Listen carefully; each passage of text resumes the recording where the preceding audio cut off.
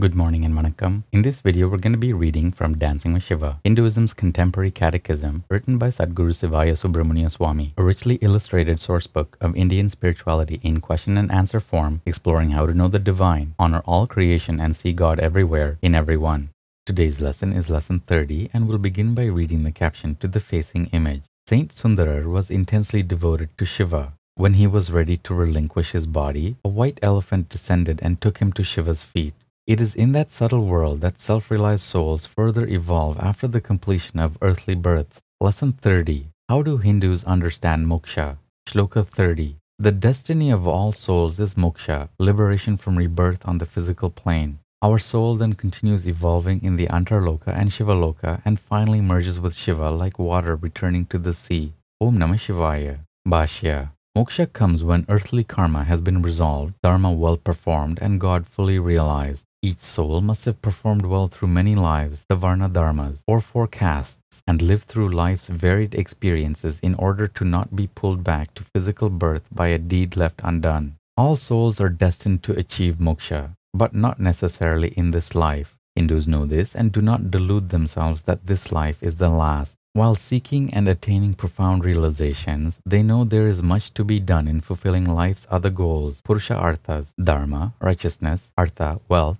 and kama, pleasure. Old souls renounce worldly ambitions and take up sannyasa in quest of Parashiva even at a young age. Toward life's end, all Hindus strive for self-realization, the gateway to liberation. After moksha, subtle karmas are made in inner realms and swiftly resolved, like riding on water. At the end of each soul's evolution comes Vishvagrasa, total absorption in Shiva. The Vedas say, if here one is able to realize him before the death of the body, he will be liberated from the bondage of the world. Aum Namah Sivaya.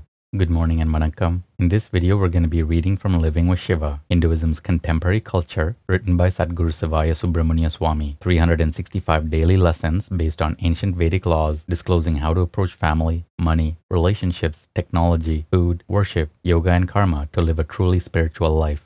Today's lesson is lesson 185, and the topic is instilling no fear. There is no greater good than a child. Children are entrusted to their parents to be loved, guided, and protected, for they are the future of the future. However, children can be a challenge to raise up into good citizenship.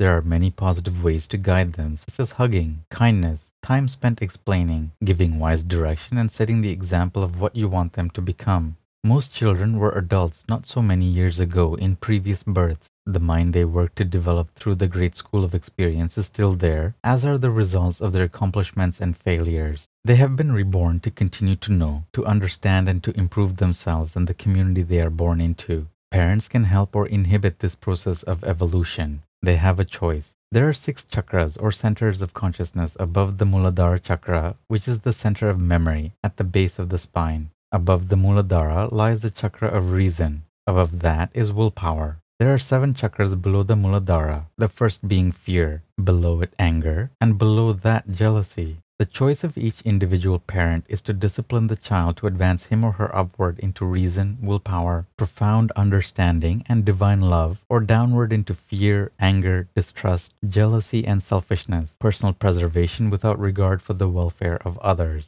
Children have an abundance of energy, and sometimes it can make them rather wild, and this can be extreme if they are consuming too much sugar. How should this be controlled by the parents? When children run around excitedly, refer to their energy as Shiva's prana within them. Congratulate them each time they exercise control over it, but don't punish them when they don't. Instead, explain that it is important that they learn to control and use their energies in positive ways. Have them sit with you and breathe deeply. Teach them to feel energy. Go into the shrine room and sit with them until their pranas become quiet, and then help them observe the difference. To hit them or to yell at them when they are rowdy is only sending more aggravated prana into them from you. Another technique is to withdraw your prana from them and tell them you are retiring to another room until they calm down. Beating, spanking, pinching, slapping children, and inflicting upon their astral bodies the vibration of angry words are all sinfully destructive to their spiritual unfoldment and their future. Parents who thus force their child to fear and hate them have lost their chance to make him or her a better person by talking, because they have closed the child's ears. Those who beat or pinch or hurt or slap or whip their children are the enemies to religion, because they are pushing the next generation into lower consciousness. Is that religious society? No, such behavior is not even common in the animal kingdom. It's below the animal kingdom. But that is what we face in the world today. That helps explain why there are so many problems in this modern age. Sadly, in this day and age, beating the kids is just a way of life in many families. Nearly everyone was beaten as a child, so they beat their kids, and their kids will beat their kids, and those kids will beat their kids. Older brothers will beat younger brothers. Brothers will beat sisters. You can see what families are creating in this endless cycle of violence, little warriors. One day a war will come up and it will be easy for a young person who has been beaten without mercy to pick up a gun and kill somebody without conscience and even take pleasure in doing so. What kind of society do we have? In the US today, a murder is committed every 33 minutes, an assault every 5 seconds, a rape every 90 seconds. A man beats his wife every 51 seconds. A woman beats her husband every 5.5 minutes. A 12 to 15-year-old child is assaulted every 31 seconds, and one is raped every 8 minutes. Will the violence ever stop? No, it can't unless a radical change is made. We must stop the war in the home. It is as simple as that. I recently attended a ceremony in which criminals being released from the Kauai jail gave testimony before leaders of the community that they would not repeat their crime. With tears in their eyes, all said they had been beaten by their family in early life, driven out of the home, into drugs, excessive alcohol, and into crime, and finally jail. Each one had the same sad story to tell. I instruct the lay missionaries of my international Hindu church. Talk to the children. Ask if their parents beat them, and then talk to the parents. At first they will say, "Oh, once or twice," but if you persist, you may find it's much worse than that. Think about it. Even if a child is only hit once a month, that adds up to nearly 200 beatings over 15 years. I challenge child beaters. Would you beat somebody your same weight and your same height with the same readiness? They would say no, because that's against the law. It's called assault. But hitting a little kid, is that also not against the law? More and more it is. Sutra 185 of the Nandinada Sutras. Protecting scientific discoveries. Shiva's devotees who are scientists must resist the urge to share everything they discover. Certain knowledge has proven dangerous and hurtful to mankind, especially in the hands of the unscrupulous. Aum Namah Sivaya. Good morning and vanakkam. In this video, we'll be reading from Merging with Shiva, Hinduism's Contemporary Metaphysics, written by Sadguru Sivaya Subramania Swami. 365 enlightenment lessons from a mystical master, revealing the depths of Raja Yoga, the clear white light, the states of mind, and the ultimate spiritual destiny of every seeker.